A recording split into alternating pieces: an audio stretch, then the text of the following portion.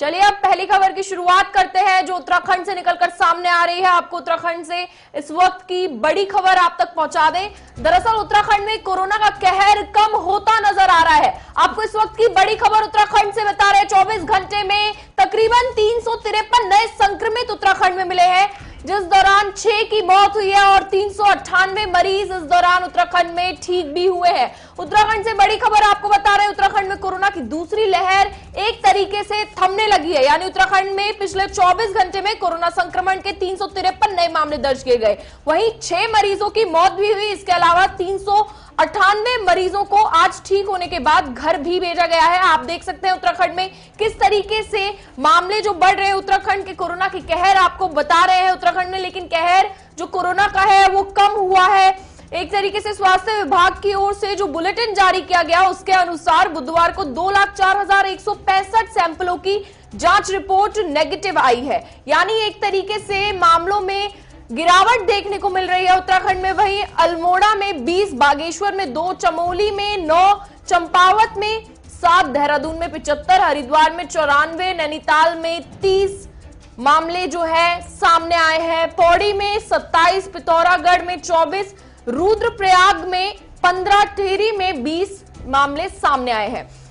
तो आप देख सकते हैं उत्तराखंड में जो कोरोना की जो रफ्तार है ये कम होती नजर आ रही है। अगर हम पहली लहर की बात करें तो पहली लहर में उत्तराखंड में कोरोना की रफ्तार काफी तेजी से बढ़ी थी और जो मौतों की संख्या थी वो कम थी। लेकिन दूसरी लहर में हालांकि कोरोना का कहर कम हुआ है, लेकिन मौतों का आंकड़ा अब भी थोड़ा बहुत तेज होता दिखाई दे रहा है।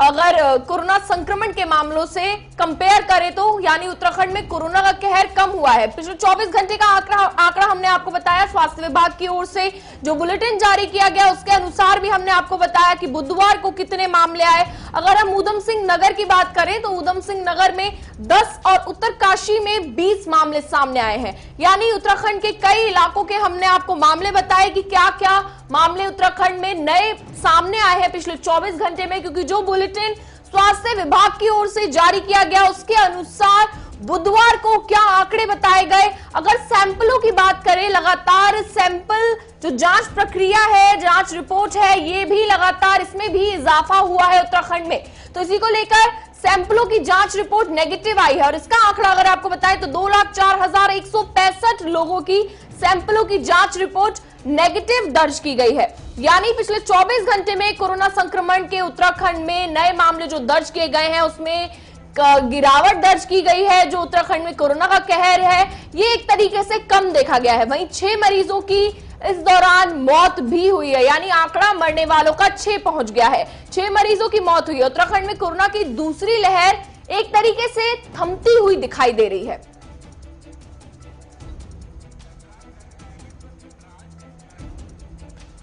फिलहाल हमारे संवाददाता धनराज गर्ग इसी को लेकर लाइव जुड़ गए हैं। धनराज, उत्तराखंड में अब मामलों में कमी देखी जा रही है, तो क्या कुछ अपडेट है आपके पास? अब प्रशासन कितनी तेजी से तैयार हो गया है, क्योंकि अब मामलों में कमी दर्ज की गई है उत्तराखंड में?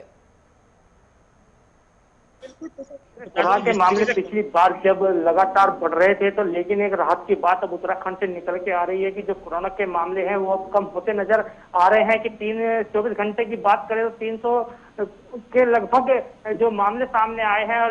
लेकिन वही एक चिंता का विषय जरूर है कि 6 लोगों की इसमें मौत भी हो चुकी है। लेकिन जिस तरीके से हमने पिछले कल देखा कि कल 18 लोगों की मौत हुई थी, लेकिन अब जिस तरीके से गिरावट आई है तो ये कहीं ना कहीं एक राहत की बात जरूर है। और ये इसी का नतीजा है कि जो मुख्यमंत्री तीरथ सिंह रावत हैं वो लगातार इस पर सतर्क बने हैं। उत्तराखंड की सरकार इस पर सतर्क है, तमाम जानकारी जुटाते हुए नजर आते हैं मुख्यमंत्री, और तमाम समीक्षा बैठक लगातार वो करते रहते हैं, जिसका परिणाम है कि अब जो कोरोना के मामले हैं वो कम होते नजर आ रहे हैं। जी, क्या उत्तराखंड में जो सैंपल रिपोर्ट जो नेगेटिव आई है, जांच प्रक्रिया में इजाफा हुआ है या फिर लोग ही कम जाकर टेस्टिंग करा रहे हैं इसलिए जांच प्रक्रिया जो हुई है उसमें गिरावट दर्ज की जा रही है? बिल्कुल पूजा, आपको बता दूं कि जिस तरीके से उत्तराखंड की सरकार की बात करें तो उत्तराखंड सरकार लगातार जो टेस्टिंग है उसको बढ़ाने की बात लगातार कर रही है और तमाम जो कैंप है वो भी उत्तराखंड सरकार की तरफ से लगाए जा रहे हैं और तमाम टेस्टिंग यहाँ पर की जा रही है। लेकिन जिस तरीके से गिरावट कोरोना के मामलों में आई है तो कहीं ना कहीं एक सतर्कता ही इसको कहा जाएगा कि जिस तरीके से वैक्सीनेशन की बात करें, तमाम वैक्सीनेशन का प्रक्रिया उत्तराखंड में जारी है। और जो ग्रामीण क्षेत्रों की बात करें या फिर पहाड़ी क्षेत्रों की बात करें तो वहां पर भी लगातार वैक्सीनेशन का कार्य किया जा रहा है, जिसके कारण ये कोरोना के मामले जो है अब कम होते नजर आ रहे हैं। जी, तीसरी लहर भी आने को है धनराज, तो उत्तराखंड सरकार उसके लिए क्या कुछ तैयारियां कर रही है तीसरी लहर के लिए? जी बिल्कुल पूजा, जिस तरीके से तीसरी लहर की बात करें तो तीसरी लहर के लिए लगातार जो विशेषज्ञ हैं वो लगातार कह रहे हैं कि तीसरी लहर आने वाली है, तो उसके लिए कहीं ना कहीं बच्चों को ज्यादा प्रभावित करने की बात उसने कही जा रही है, जिसको लेकर उत्तराखंड सरकार लगातार सतर्क बनी है। और उत्तराखंड सरकार का यही कहना है कि जिस तरीके से दूसरी लहर आई थी लेकिन उसका अंदाजा नहीं लगा पाए थे, लेकिन तीसरी लहर का कहीं ना कहीं उनको पहले से ही पता लग चुका है कि तीसरी लहर आने वाली है, तो उसके लिए तमाम तैयारियां उत्तराखंड में की जा रही हैं। तमाम वार्ड यहाँ पर बनाए जा रहे हैं। यदि दून हॉस्पिटल की बात करें तो 3 वार्ड अभी भी यहाँ पर बनाकर तैयार कर दिए गए हैं, जिसमें एक नवजात शिशु के लिए वार्ड बनाया गया है, तो वहीं एक जो 6 साल से लेकर 12 साल तक के बच्चे हैं उनके लिए वार्ड बनाया गया है। और साथ ही एक वार्ड जो है 12 साल से 14 साल के बच्चों के लिए बनाया गया है, जो अभी से तीसरी लहर की तैयारी में पूरा प्रशासन जुटा हुआ है। स्वास्थ्य विभाग तीसरी लहर की तैयारी में जुटा है और सभी का यही कहना है कि जो तीसरी लहर आएगी उसको ज्यादा इफेक्ट उत्तराखंड में नहीं होने दिया जाएगा। जी बिल्कुल, वहीं आपसे ये भी जानना चाहेंगे जो वैक्सीन की प्रक्रिया है उसमें उत्तराखंड में क्या इजाफा हुआ है या गिरावट दर्ज की गई है? कैसे उत्तराखंड में वैक्सीन की प्रक्रिया कैसे चल रही है?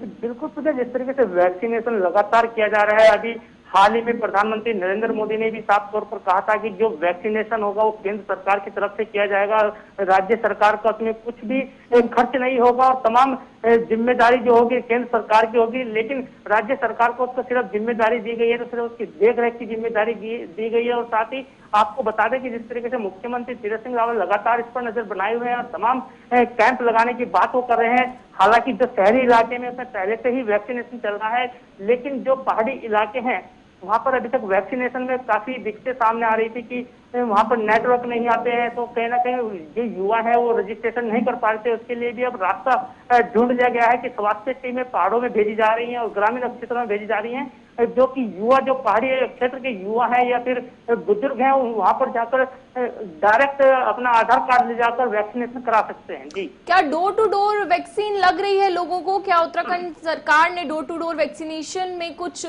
इजाफा किया है? क्या शुरुआत हुई है डोर टू डोर वैक्सीनेशन की? बिल्कुल पूजा, जिस तरीके से देखा जाए कि डोर टू डोर की जो बात की जा रही है, लेकिन अभी तक उत्तराखंड में डोर टू डोर वैक्सीनेशन का कार्य शुरू नहीं किया गया है, क्योंकि अभी जो पहाड़ी क्षेत्र हैं काफी दूर दूर पर घर होते हैं, तो कहीं ना कहीं इसमें काफी समस्या जरूर आएगी। लेकिन उत्तराखंड सरकार का यही कहना है कि गाँव गाँव जाकर वैक्सीनेशन का कार्य किया जाएगा और गाँव में कैंप लगाए जाएंगे और तमाम युवा या बुजुर्ग जो भी है वहां पर वैक्सीनेशन करा सकते हैं। जी चलिए, धन्यवाद आपका तमाम जानकारी उत्तराखंड से हमें देने के लिए। फिलहाल आगे बढ़ते हैं, बात अगली खबर की करेंगे। अगली बड़ी खबर बारिश को लेकर है। दरअसल जिस तरीके से बारिश का कहर लगातार देखने को मिल रहा है, उत्तराखंड के 4 जिलों में आज भारी बारिश होने की संभावना है। आपको बता दें, पिथौरागढ़, नैनीताल, चंपावत, बागेश्वर में भारी बारिश के आसार नजर आ रहे हैं। वहीं इस दौरान कुमाऊं में 4 जिलों में भारी बारिश होने की संभावना जताई जा रही है। उत्तराखंड में मानसून अभी पूरे रंग में नहीं आया है। एक और जहां कुमाऊं में कुछ इलाकों में झमझम बारिश हो रही है, वहीं गढ़वाल के कई इलाके बारिश से वंचित है। मौसम विभाग के मुताबिक आज यानी गुरुवार को कुमाऊं के 4 जिलों में भारी बारिश की संभावना है जो जताई जा रही है, जबकि अन्य हल्के जो इलाके हैं, अन्य इलाकों में हल्की बारिश हो सकती है। तो उत्तराखंड में जिस तरीके से अब बारिश लगातार बढ़ती हुई नजर आ रही है और बारिश के आज आसार नजर आ रहे हैं 4 जिलों में, जिसको लेकर प्रशासन पूरी तरीके से तैयार है। और इसी के साथ आप देख सकते हैं, क्योंकि बारिश होती है, मानसून ने जब दस्तक दे दी है तो सड़कों पर पानी तो एक आम बात हो गई है। सड़कों पर पानी भरता हुआ दिखाई देता है। अब इसको लेकर प्रशासन कितना तैयार है कि लोगों को आवाजाही में कोई दिक्कत का सामना ना करना पड़े, ये देखना होगा जब उत्तराखंड में ये जो भारी बारिश के आसार नजर आ रहे हैं ये होगी। फिलहाल आपको गढ़वाल का बताएं तो जबकि गढ़वाल में दून समेत आसपास के क्षेत्रों में दोपहर बाद बौछार पड़ी है। हालांकि सुबह कई जगह धूप भी खिली रही। मौसम विज्ञान केंद्र के अनुसार पिथौरागढ़, नैनीताल, चंपावत और बागेश्वर में कहीं कहीं बारिश हो सकती है, भारी बारिश हो सकती है। इसके अलावा उत्तरकाशी, रुद्रप्रयाग, देहरादून और चमोली में बादल गरज सकते हैं, बौछार बादलों की पड़ सकती है। फिलहाल इसी को लेकर हमारी संवाददाता विशाखा चौधरी हमारे साथ जुड़ गई हैं। विशाखा, उत्तराखंड में 4 जिलों में भारी बारिश होने की संभावना है, क्या मौसम है उत्तराखंड का, सबसे पहले आपसे जानना चाहेंगे। जी बिल्कुल पूजा, जिस तरीके से मौसम वैज्ञानिकों का कहना है कि इस बार मानसून समय से पहले उत्तराखंड में दस्तक दे चुका है, उसी को लेकर तमाम जो पिछले हफ्ते से लगातार बारिश हो रही है और आज के दिन भी जो 4 जिले हैं कुमाऊं के, उनमें भारी बारिश की संभावना मौसम विभाग के वैज्ञानिकों के द्वारा जताई गई है। आपको बता दें कि उत्तरकाशी, पिथौरागढ़, चंपावत और चमोली, इन 4 जिलों में भारी बारिश की जो संभावना है वो मौसम विभाग के द्वारा कही गई है। इसी के साथ साथ कुमाऊं के लगभग तमाम जितने भी जिले हैं उन सभी में फिलहाल मानसून की स्थिति को देखते हुए मौसम विभाग ने अलर्ट जारी किया हुआ है। और कुमाऊं, गढ़वाल को छोड़ दे तो गढ़वाल के कुछ इलाकों में फिलहाल कड़ी धूप भी देखने को मिल रही है, लेकिन कुमाऊं के जो तमाम जिले हैं उनमें फिलहाल बारिश को लेकर सरकार के द्वारा, प्रशासन के द्वारा तमाम अलर्ट जारी किए गए हैं। अलर्ट तो जारी कर दिए गए हैं विशाखा, तो तैयारियां क्या की गई हैं ताकि लोगों को आने जाने में दिक्कतों का सामना ना करना पड़े, क्योंकि हम देखते हैं लगातार सड़कों पर बारिश की वजह से पानी भर जाता है। जी बिल्कुल, जिस तरीके से पहाड़ी जिलों में बरसात के समय में यह समस्या आम है कि जहां भी बारिश होती है वहां पर मार्ग अवरुद्ध हो जाते हैं, लोगों को आने जाने के लिए जगह नहीं मिल पाती है। और फिलहाल जिस तरीके से स्वास्थ्य सेवाओं को लेकर भी अगर रास्ते अवरुद्ध होते हैं तो वो भी एक जो बड़ा इस समय जो अड़चन है वो स्वास्थ्य सेवाओं को लेकर भी हो सकती है। इसके लिए प्रशासन ने, मौसम विभाग के वैज्ञानिकों ने समय रहते हुए वहां के प्रशासन को, वहां के लोगों को यह चेताया है कि इस जिले में लगभग इतने जो उस तक बारिश हो सकती है, इसलिए समय रहते वहां पर कोई बड़ी आपदा से बचा जा सके। भूस्खलन, बादल फटने जैसी स्थिति को देखते हुए भी जहां पर खतरे की संभावना है वहां पर मौसम विभाग के द्वारा इस तरह से अलर्ट जारी किया गया है और लोगों को भी अवगत कराया गया है ताकि समय रहते किसी बड़ी आपदा से बचा जा सके। तकरीबन कितने दिनों तक ये बारिश होगी, बारिश का सिलसिला उत्तराखंड में कितने दिनों तक चल सकता है विशाखा, इसको लेकर कोई जानकारी है आपके पास? जी बिल्कुल, जिस तरीके से पिछले हफ्ते से जिस तरीके से मानसून ने दस्तक दी है उसके बाद लगातार मौसम विभाग अलर्ट जारी कर रहा है। और फिलहाल जिस तरीके से अभी आगामी 2 या 3 दिन के लिए मौसम विभाग के वैज्ञानिकों का कहना है कि इसी तरह से पहाड़ी जिलों में जो मौसम है वो झमाझम बारिश के साथ फिलहाल इस तरीके से जिलों में बारिश होगी। और फिलहाल लगभग 2 से 3 दिन तक का जो अलर्ट है वो मौसम विभाग के द्वारा तमाम पहाड़ी जिलों में अलर्ट जारी किए गए। धन्यवाद विशाखा, तमाम जानकारी हम तक पहुंचाने के लिए। फिलहाल आगे बढ़ते हैं, अगली खबर का रुख करते हैं, बात उत्तराखंड की ही करेंगे। दरअसल 4 धाम पर उत्तराखंड हाईकोर्ट का सरकार से सवाल। आपको बता दें कि 4 धाम यात्रा पर क्या है सरकार का इंतजाम, ये सवाल हाईकोर्ट ने लगातार पूछ रहा है 4 धाम यात्रा को लेकर, क्योंकि कुंभ मेले की तरह नहीं होनी चाहिए यात्रा। हाईकोर्ट का कहना है 21 जून तक नई एसओपी के शपथ पत्र दाखिल करे। हाईकोर्ट लगातार उत्तराखंड सरकार से सवाल पूछता हुआ नजर आ रहा है 4 धाम यात्रा को लेकर कि क्या इंतजाम 4 धाम यात्रा को लेकर सरकार ने किए, क्योंकि कुंभ के मेले में जिस तरीके से लापरवाही बरती गई वो 4 धाम यात्रा में ना बरती जाए। इसीलिए हाईकोर्ट का कहना है कि कुंभ मेले की तरह जो यात्रा है 4 धाम की ये नहीं होनी चाहिए। नैनीताल हाईकोर्ट ने सरकार से पूछा है कि वो 4 धाम यात्रा को चरणबद्ध तरीके से शुरू करती है तो उसके लिए क्या व्यवस्थाएं होंगी, यानी अगर ये यात्रा शुरू होती है तो उसके लिए क्या व्यवस्थाएं की जाएंगी, एसओपी क्या होगी, और यात्रियों और स्थानीय निवासियों के लिए मेडिकल सुविधाएं और उनकी सुरक्षा के लिए क्या व्यवस्थाएं होंगी, क्योंकि ये भी बहुत जरूरी है कि मेडिकल जो सर्विसेज है वो लोगों तक पहुंचाई जाए, मेडिकल सुविधाएं हो, क्योंकि इस समय कोरोना का जैसे कहर चल रहा है तो ये बहुत जरूरी है। फिलहाल किस तरीके से 4 धाम यात्रा में एंट्री मिलेगी, कोरोना रिपोर्ट चेक की जाएगी कि नहीं, आरटीपीसीआर टेस्ट होगा कि नहीं, ये सब जानकारी हाईकोर्ट ने उत्तराखंड सरकार से मांगी है कि उसको लेकर सरकार का इंतजाम कितना पुख्ता है कि इस 4 धाम यात्रा को शुरू किया जाए। हाईकोर्ट ने सरकार से कहा है कि वह सभी बिंदुओं पर समय पर निर्णय ले, और कोर्ट ने मामले की अगली सुनवाई के लिए 23 जून की तारीख तय की है। 23 जून की तारीख ये तय की है तब सरकार कोर्ट को अपने इंतजाम बता पाए कि कुंभ के मेले की तरह ये यात्रा नहीं होगी, और इसी को लेकर 21 जून तक नई एसओपी के शपथ पत्र दाखिल करेगी सरकार।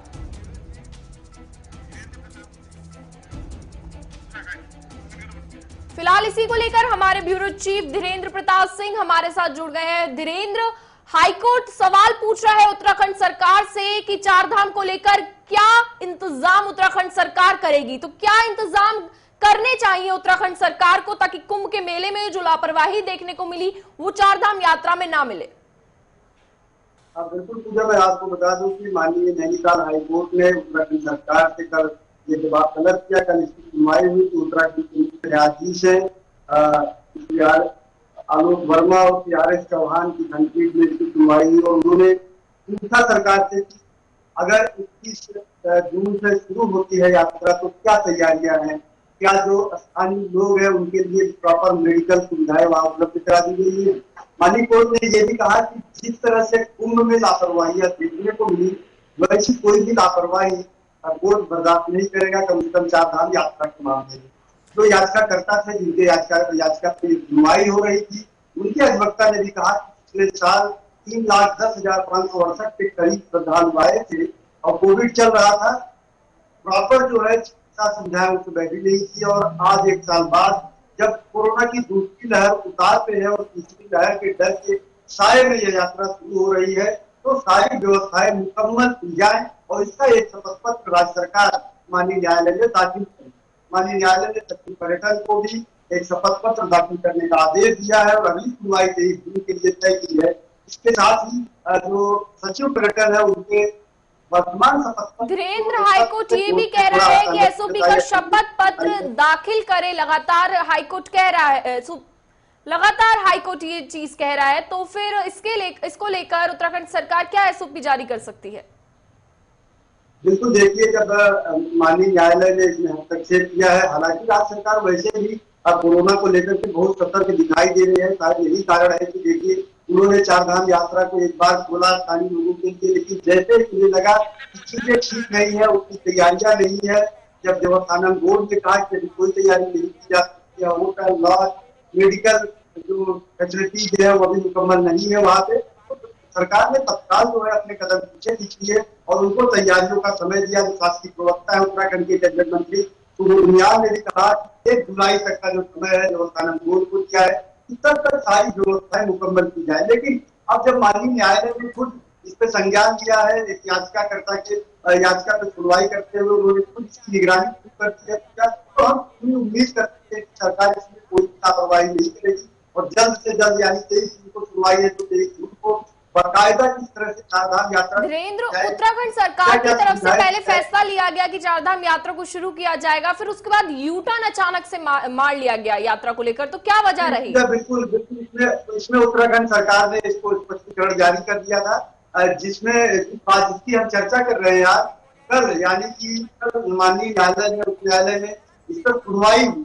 इसी सुनवाई को देखते हुए उन्होंने जो है इस फैसले को स्थगित कर दिया था। माननीय न्यायालय ने 21 जून तक शपथ पत्र पेश करने को कहा है और 23 जून को सुनवाई होगी, तो सरकार ने U-टर्न नहीं दिया, ऐसे U-टर्न नहीं कह सकते क्योंकि मामला विचाराधीन था, एक याचिका इससे संबंधित वहां रखी हुई थी और उसको देखते हुए सरकार ने यह फैसला लिया। और ऊपर से देवस्थानम बोर्ड ने भी कहा कि अभी तैयारियां करने की उनको थोड़ा समय चाहिए, 1 जुलाई तक का समय सरकार ने देवस्थानम बोर्ड को दिया है, सारी तैयारियां मुकम्मल कर ली जाए। तो मैं आपको बता दूं तीसरी लहर के डर के सारे यह यात्रा शुरू होने जा रही है, सरकार की कोई भी लापरवाही नहीं दे सकती है। सरकार की एक तरह से गंभीरता ही कर सकते हैं, जैसे ही उन्हें लगा कि हमसे कुछ जल्दबाजी हो गई है, उन्होंने फौरन बिना कोई को फंसाए हुए अपने फैसले को वापस ले लिया और यात्रा को स्थगित कर दिया। और 1 जुलाई को जब प्रॉपर सब सुविधाएं उपलब्ध होगी, सारी तैयारियों से सरकार संतुष्ट हो जाएगी, उसके बाद ही स्थानीय लोगों को यात्रा की अनुमति। चलिए, धन्यवाद धीरेन्द्र, तमाम जानकारी हम तक पहुंचाने के